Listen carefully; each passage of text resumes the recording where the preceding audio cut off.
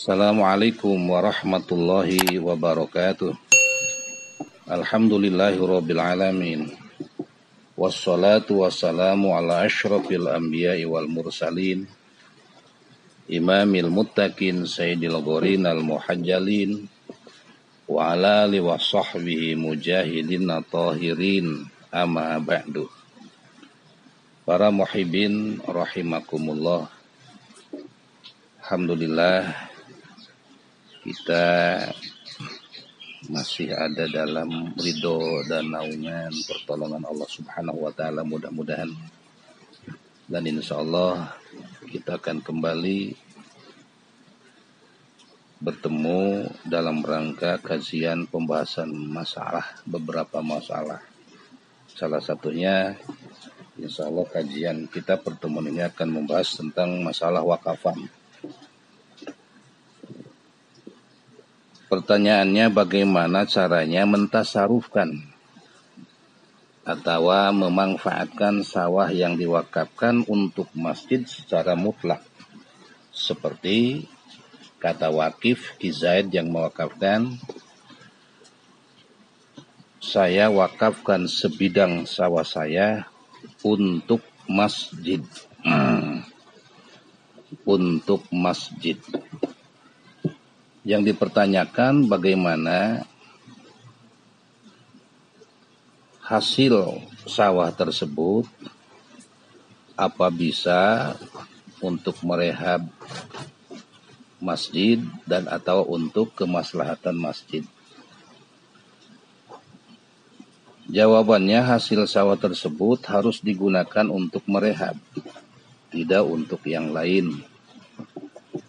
Namun menurut pendapat yang ditukil Imam Nawawi dari kitab Al-Ghazali, Fatawi Al-Ghazali, hasil sawah tersebut bisa digunakan untuk kemaslahatan masjid, seperti upah muazin, membeli karpet masjid, dan lain-lain.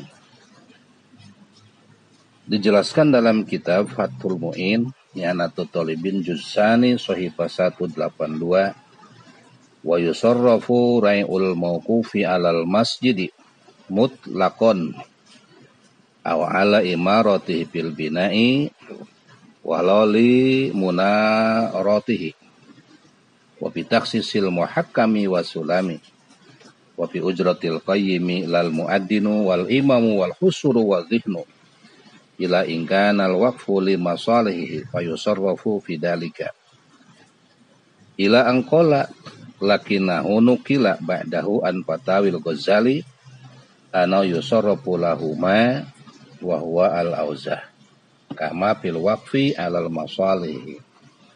Jadi artinya, menurut pendapat Imam Nawawi, hasil nukil dari kitab Fatawi Al-Ghazali, pendapat yang auzah, yang bisa diambil kesimpulannya, dipakai patokan hukumnya, di mana-mana ada seseorang yang mewakafkan sebidang sawah untuk masjid, wakafnya mutlak, maka itu bisa hasil sawah tersebut dipakai merehab masjid, atau dipakai kemaslahatan masjid seperti upah muazin, imam, dan membeli karpet dan lain-lain. Itu pendapat yang kita bisa pegang, kaulnya kuat. Yang kedua, ada seseorang meminta sumbangan untuk pembangunan masjid. Kemudian uang hasil sumbangan tersebut dibelikan bahan-bahan bangunan untuk membangun masjid. Apakah bahan bangunan itu termasuk menjadi wakafan masjid atau bukan? Jawabannya, menurut pendapat Asy-Syaikh Abu Muhammad dalam kitab I'anatul Talibin Juz' Salis Shahifah 161, itu termasuk barang wakafan masjid. Dijelaskan, wakada termasuk barang wakapan, la ukhida minan nasi liyubna bihi zawiyatan aw ribatan fayasiru kadzalika bi mujarradi bina'ihi. Jadi termasuk barang wakapan masjid. Walaupun uang dari sumbangan, tapi sama panitia dibeliin barang-barang bahan-bahan material masjid. Dibangunlah masjid itu yang sudah jadi masjid dari bahan-bahan tersebut. Bahan-bahan tersebut termasuk wakaf masjid. Masalahnya yang ketiga, bagaimana apabila seseorang mewakafkan sesuatu tanpa menyebutkan siapa nadirnya, pengurusnya, dipertanyakan siapa yang harus merawat wakapan tersebut. Nah itu emang ditafsir, dijelaskan ada beberapa masalah. Dalam kitab I'anatul Talibin juz salis Sahifah 185 wa ila yustaratul yahadin fahwali qadin ila angqala bahasa badum anala khusya minal qadi aqlul waqfi li jawrihi jaja liman wa biyadi sarfu fi masarifihi in arafaha. Ya, yang merawatnya itu hakim. Tetapi menurut bahasan badum, kalau hakim tersebut dikhawatirkan dia makan barang wakapan karena zaur, lacur, maka wenang bisa yang merawat tersebut bukan hakim.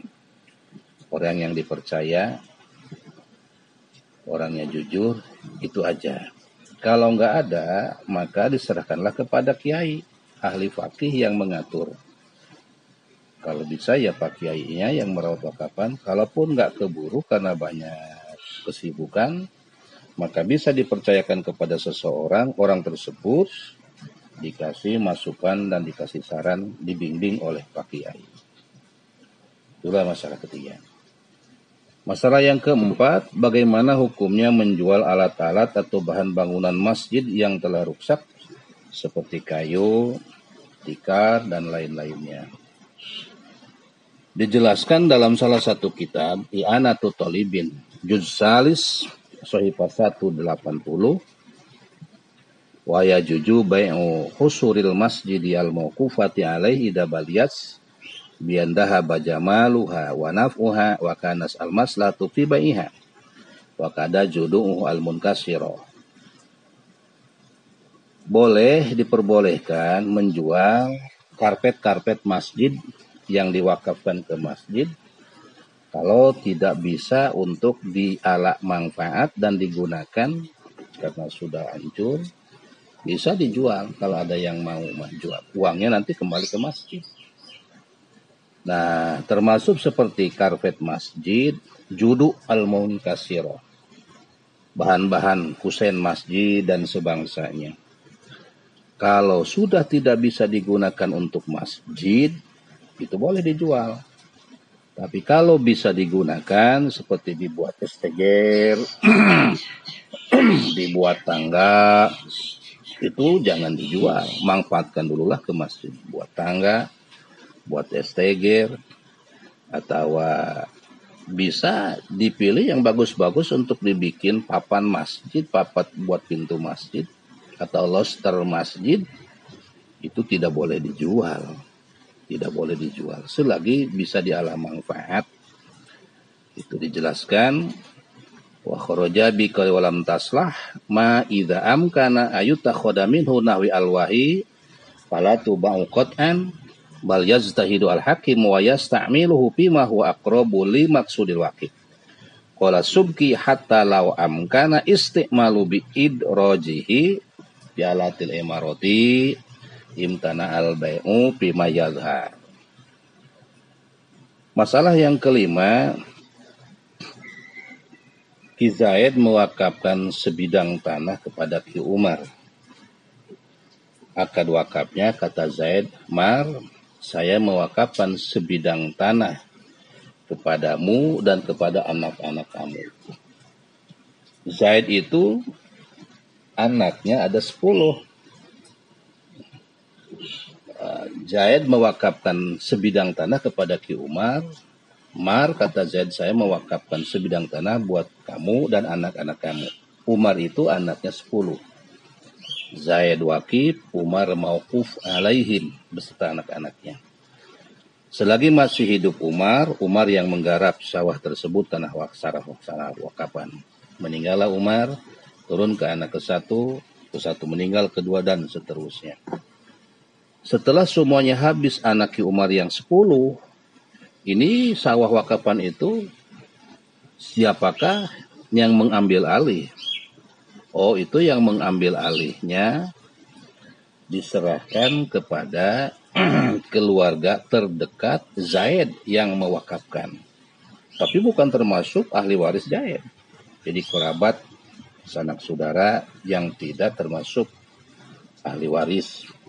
Nah, merekalah yang mengambil alih. Itu pun juga kalau mereka ahli. Artinya ahli, orangnya fakir, miskin, bisa mereka yang mengambil alih. Tapi kalau orangnya kaya, keluarga terdekat Zaid ini orangnya kaya semua. Orang yang haram menerima zakatan, maka itu wakapan tersebut dikelola, ambil alih oleh imam, dan imam mengelolanya diatur kepada kemaslahatan muslimin. Dijelaskan dalam kitab Yanatu Tolibin Juz Salis 166, walawin qorodo al-mawquf alihil mu'ayyan fi munqatil akhir ka'angkola waqabtu ala auladi walam yadkur hadan ba'dah wa ala zaidin sumala naslihi wa nahwihima mimma la yadumu fa masrafu al-faqiru al-aqrabu rahman la irsan ilal waqifi yauma inqiradihim ila angkola fa ilam yu'rab arbabul waqfi au urifa walam yakun lahu aqaribun fuqara balkanu agniyaan wahum man harumas alaihi zakatu syarafahu al-imamu fi masalihil muslimin. Itulah masalah yang kelima. Masalah yang terakhir, apakah sah mewakafkan barang kepada sebagian anaknya, tujuan sebagiannya juga biar tidak menerima warisan karena habis diwakafkan. Contoh, Zaid punya anak 5, 1, 2, 3 laki-laki, 4, 5, 2-nya itu adalah wanita. Semua harta warisan Ki Zaid diwakafkan kepada semua anak laki-laki. Tujuan emang anak wanita biar tidak mendapat warisan. Nah, itu mewakafkannya sah atau enggak? Nah, itu diperbincangkan. Dijelaskan dalam Yanatu Tolibin Juz Salis 164 sahifahnya. Far'un yaqoli kasirin innahum yakifuna amwalahum fi sihatihim ala dzukuri auladihim qasidina bidalika hirmana irsihim wa qad takarrara min ghairi wahidin al-ibta'u fi butlanil waqfi hinaidin. Nah, menurut salah satu pendapat wakafnya hukumnya batal kalau tujuannya biar semua anak laki yang mendapat harta lewat wakafan, anak wanita dua-duanya tidak mendapat warisan karena habis diwakafkan. Mewakafkan dengan tujuan seperti itu batal wakafnya. Fatwa bukan satu orang, banyak yang mewakafkan demikian.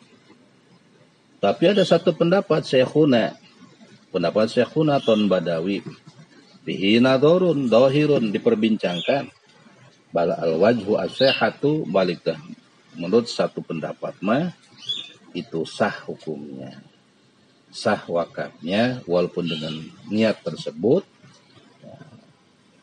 Aima adami ismin aidon, dan tidak mendapatkan dosa. Cara demikian wakafnya sah, tidak berdosa Zaidnya mewakafkan dengan niat tersebut. Tapi kalau kita lihat ada beberapa pendapat yang memperkuat kepada pendapat yang membatalkan wakaf. Waqad taqarrara min ghairi wahidin al-ibta'u, bukan 1, 2, 3. Berapa banyak para ulama yang membatalkan wakafnya dengan niat biar anak wanita tidak mendapatkan warisan karena habis semuanya diwakafkan. Itu pendapat ini yang kuat, jadi batal wakafnya.